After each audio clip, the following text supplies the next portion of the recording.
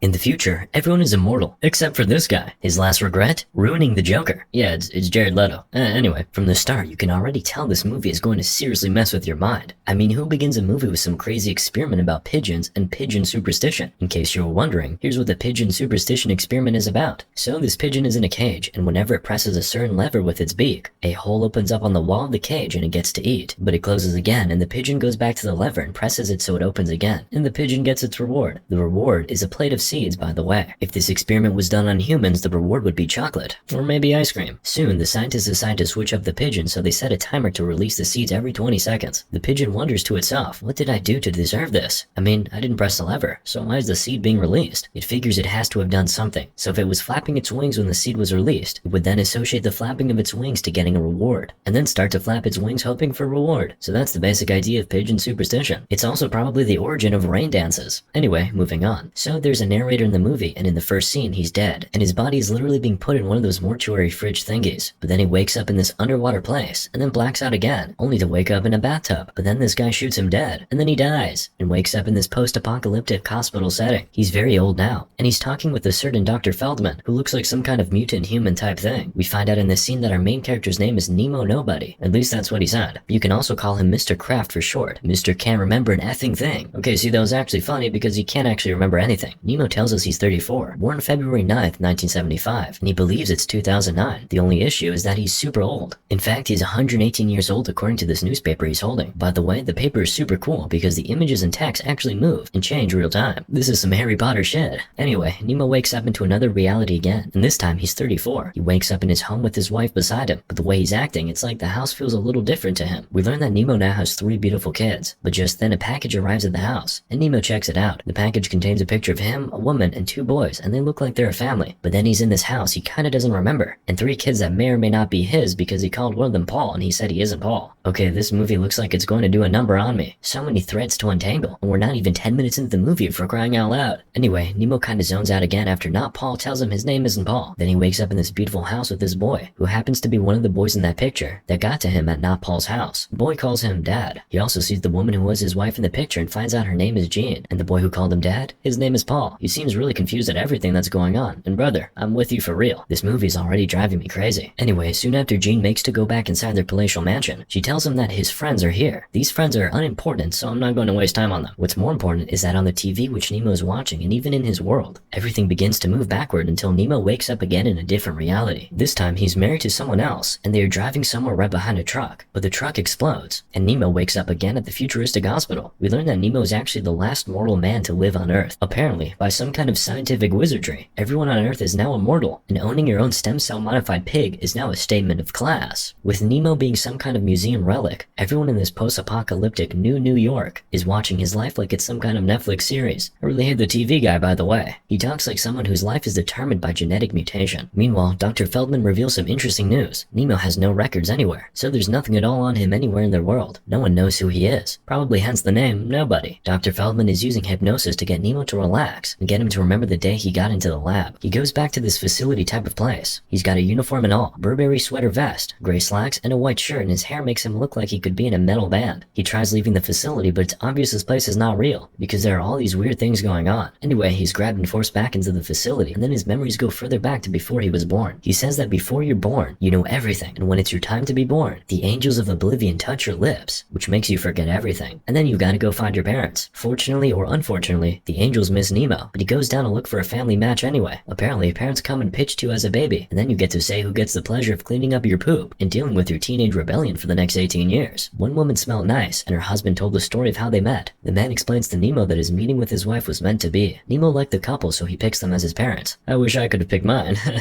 But the baby is giving Boss Baby or maybe Matilda vibes. He's the one narrating, and he seems to know quite a lot for his age. Once again, Nemo wakes up in his hospital bed. Actually, a clumsy journalist wakes him up. He wants to learn from Nemo what the world was like before quasi-immortality and telomerization. That is, the endless renewal of cells that pretty much makes them undieable. Well, I could have told you for free and you wouldn't have had to wake up poor Nemo. It's very simple. The world sucked, and Nemo agrees with me. He tells the journalist, the car's polluted, we smoked cigarettes, we ate meat. Wait, come on, that can't be so bad. But wait, there's a big shocker waiting. Apparently in this new quasi-immortal world, clapping is now obsolete. Pretty sure Nemo's happy to have not been telemorized because, I mean, yeah, you live forever, but at what cost? We move from the interview to another memory. Now Nemo is 9 years old and having a full-on existential crisis. Relatable. In this scene, we also see Elise, Jean, and Anna as their younger selves. They all seem taken by Nemo, and I guess Nemo likes them too, because next thing we know, Nemo is marrying each of these girls. Now woman in his imagination, I guess. Meanwhile, there's a lot of talk about time, the difference between illusion and reality, and the general unpredictability of things. And Nemo's memories continue to appear in bits and pieces. In one of his memories, Nemo is having a conversation with his mom and telling her about the Angels of Oblivion and how he can remember the future. But of course his mom thinks he's crazy, probably even needs a shrink. While all of that is going on, the TV watching world of New York is deciding whether or not to let Nemo die a natural death. Then we move back to Nemo's memories at 9 years old. That's when he finds that his mom was cheating on his dad with Anna's father, and then his parents decide to have a divorce. They're now at a train station and Nemo has to decide which parent he wants to stay with. At the last minute, he decides to go with his mom, and his father is left standing outside. But then in another version, he doesn't catch up with the train and instead stays with his father. So I guess what's happening here is that Nemo is able to remember multiple versions of his life, and different ways his life could have turned out because the Angels of Oblivion didn't touch his lips. That's why he's recalling all these different realities of his past. So first we get to see Nemo's life with his mom. Typical rebellious teenager, he never smiles and keeps acting up. Anyway, his mom invites her lover for dinner, and Nemo tells the man that he's going to get crushed by a train on a Wednesday. He gets his lap for his efforts, and also for ruining his mom's chances of getting clapped. Nemo's mom is obviously frustrated, but her lover is scared witless. The next day at school, Nemo meets Anna. She's a new student at his school, and they seem to like each other. I guess they become friends because one day, they go to the beach together. While there, Anna invites Nemo to come and take a swim with her and her friends, but he calls them idiots, and Anna's like, screw you. It's the end of their friendship for a very long time, until he's 34 and he meets her one day, but now she's married with 2 kids. The regret is instant and painful. Right after that, Nemo remembers another version of his memory at the beach with Anna. In this version, he's less stupid and just acts like a normal human being, and tells Anna that he can't swim, and so Anna chooses to sit with him. Nemo then projects into the future where he and Anna end up being married. Just before that though, Nemo comes back to reality, if we can call it that. This is when he finds out that Anna is actually the daughter of his mother's lover. Awkward, but apparently not for these two who are supposed to be future step-siblings, because they are busy playing footsie under the table while their parents eat. Anyway, Nemo wakes up again as his 118-year-old self. The journalist is still by his bedside waiting for him. Nemo begins to talk about himself. This time he imagines himself at 15, in love with Anna. In his memory, he and Anna are now officially step-siblings. Their parents live together and all. Nemo's mom even refers to Nemo as Anna's brother when she speaks to her. But of course, she violently disagrees. And why not? Turns out these two have been clapping. Yeah. Moving on, Nemo soon moves on to another version of reality, the one in which he stays with his dad. His dad seems to have been disabled by some accident, and Nemo alone takes care of him. From the look of things, he's now a sci-fi writer and spends his free time working on his novel. Some days after, Nemo goes to a school dance where he meets Elise. She seems very intense and full of drama. Turns out she suffers from mental health issues, and she makes Nemo swear to spread her ashes on Mars when she dies. Weird, but okay. I'm inclined to tell her that it's a crazy idea, because apart from the fact that you can't know for sure that the person will outlive you, the request is ridiculous, and talking about cremation does not exactly make for a sweet, meet-cute conversation. But Nemo's drawn to her anyway. The next scene is a little confusing because in it, Nemo is married to Anna, and they have 2 kids. He's also working as a narrator for an educational TV program, but then he has an accident on his way home to her where he loses control of his car and drowns. Now he wakes up in the hospital with Feldman, who's still trying to get Nemo to remember. When Nemo remembers this time, he's back with Anna at the home of his mother, and her now husband. Like before, his memory switches again to an alternate reality where he is with his dad and not his mom. He meets Elise again, but this time she's back with her douchebag boyfriend, the one she dumped at the party to be with Nemo. She doesn't even acknowledge Nemo. It's like he doesn't even exist. This is why love is bad for you. Anyway, Nemo gets mad and runs away on his bike, but then there's a ghastly accident and he gets rather badly beat up. When he wakes up at the ER, he forces himself to go back to before the accident where he meets Elise with her douchebag boyfriend, Stefano. Quite the name. He tries to convince her that he loves her.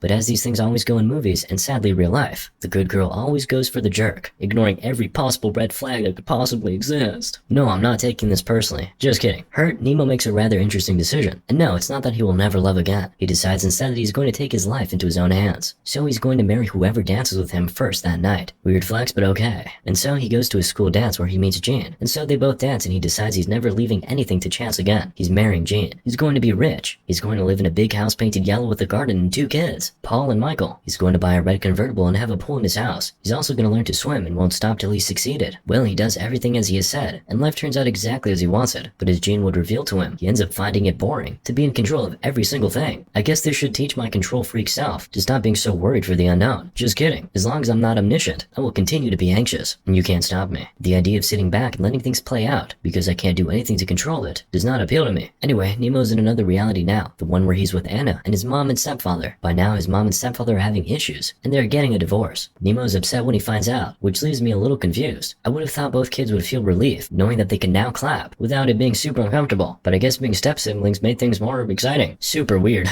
Totally can't relate.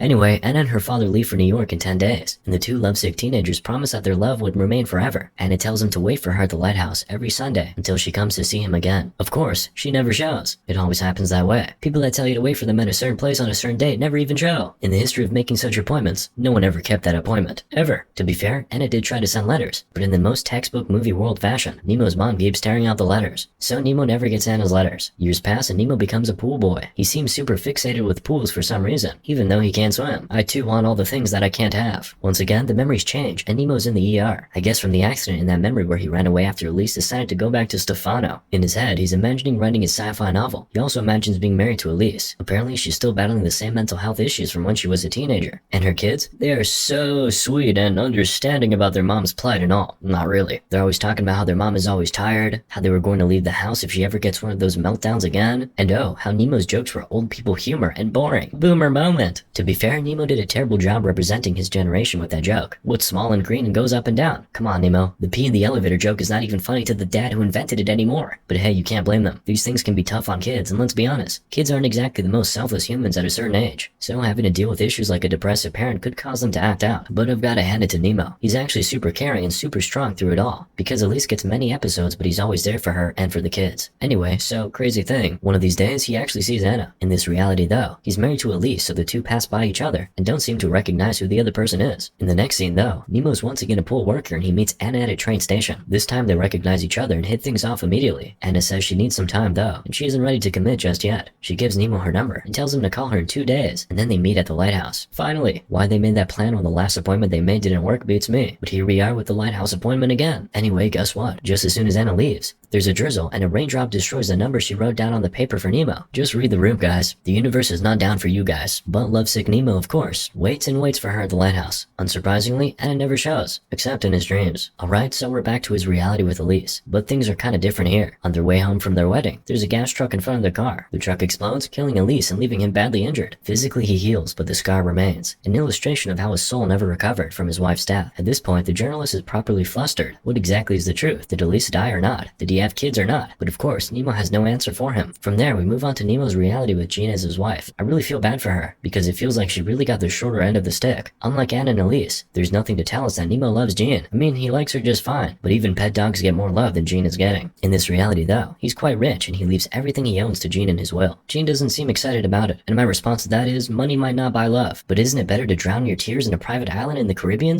than in a communal bathroom in a lousy apartment in New York? Anyway, he later tells Jean he wants to buy a fishing rod, but he ends up at the airport where he assumes the identity of a certain Daniel Jones. We don't know who this Daniel Jones is, but Nemo has decided to leave all his choices to a coin toss. So he's just going with the flow, I guess in a bid to make his life less boring. Anyway, the reward for his spontaneity is a target on his back, because a hitman comes and claps him dead. When the scene changes, he's 15 years old again, and back at the hospital after his motorbike accident. His parents come to see him, but in his head, he's writing a sci-fi novel. He also remembers being back with Elise, who is regretting marrying him, and wishing she was back with Stefano, her crazy boyfriend. They never forget the crazy boyfriend. One night, Elise just up and leaves him and the kids. Typical. The realities are changing much faster now. Now Nemo's in a reality where he's lost Elise in that gas truck accident. In this memory, he also loses his coworker, and on attending his funeral, finds that his coworker's wife is guess who? Anna. Both of them feel like they've known each other before, but they don't do anything about it. At least not at the burial, which is good because these two tend to have a thing for highly unconventional relationships. Anyway, once again, Nemo drowns in his car. The airbag is deployed and the words "game over" are written on it. That's kind of on the nose, but okay. He then wakes up at the hospital with Dr. Feldman, who finally brings him out of his hypnosis. Meanwhile, back in real life, the people of New York are still casting their votes on whether or not Nemo should be left to die for a chance to win a vacation to the moon. As the movie comes to an end, Nemo is back in that world where everyone is wearing the weird sweater vest uniform, and then after decoding a series of subliminal instructions, he finally gets to an abandoned house where his 118-year-old self explains what's going on. Old Nemo explains to young Nemo that young Nemo doesn't exist in old Nemo's world. What?